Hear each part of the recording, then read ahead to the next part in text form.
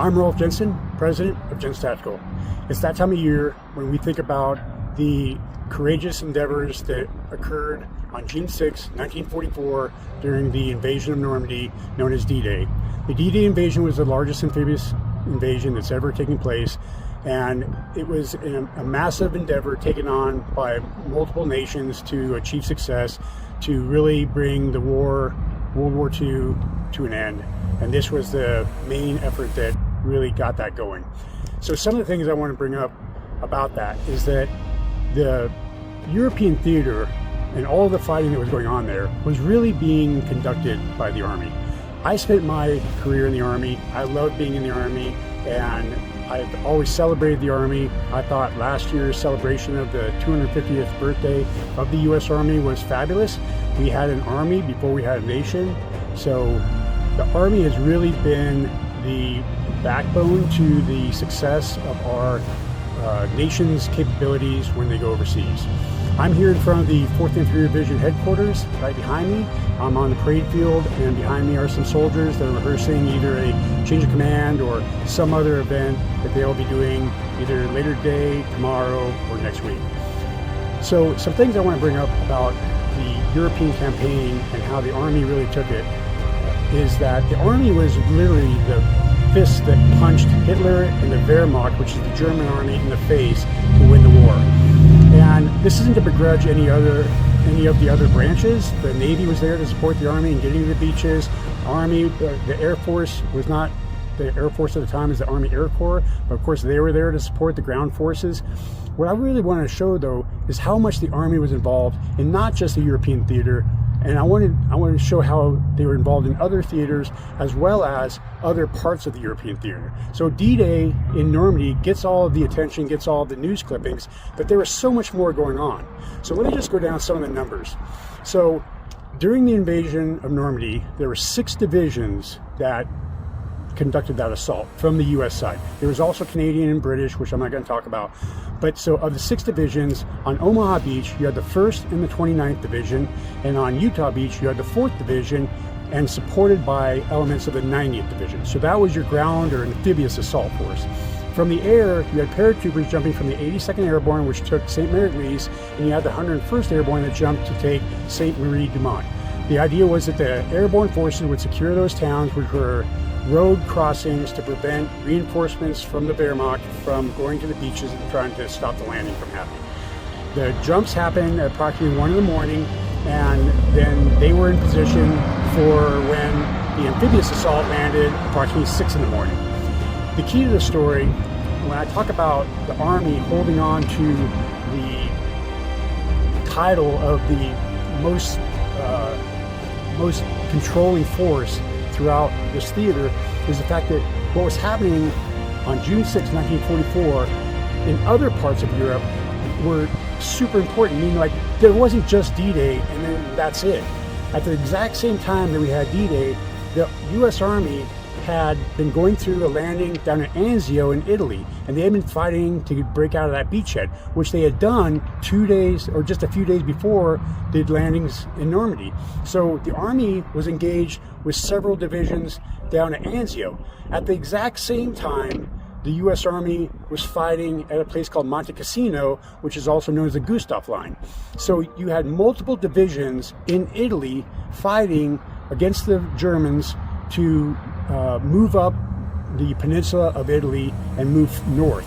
On June 4th, 1944, they had successfully done that and had liberated Rome. So literally 2 days before this invasion, Rome gets liberated by U.S. Army forces.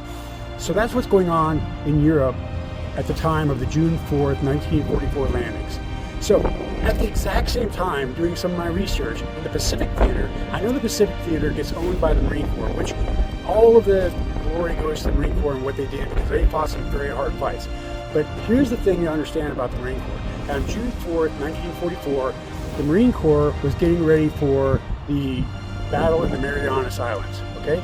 At that exact time, now the Marine Corps at this time had 4 divisions, 2 of which were, at this time, June 4th, 1944, 2 of them were in active combat and doing stuff, and the other 2, one was at Guadalcanal, resting and refitting after that fight, and the other one was resting and refitting at another location. And so you had four total divisions for the Marine Corps at this time. What's important to understand is that for the U.S. Army in Europe, in the European theater, the U.S. Army had 61 divisions. Okay, that's important.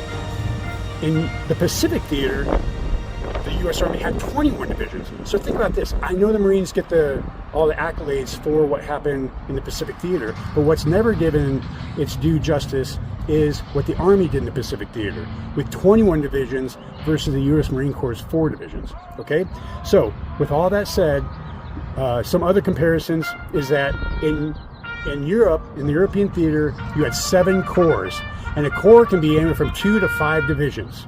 And in the Pacific, the U.S. Army had 4 corps. Okay, so I'm just saying that there's a lot of effort put in by the U.S. Army in each of the theaters that went into the battles going on throughout the entire world to stop the Axis powers. Okay, some other interesting facts, like I said, in D-Day on June 6, 1944, there were 6 divisions that took part from the U.S. Army to secure that.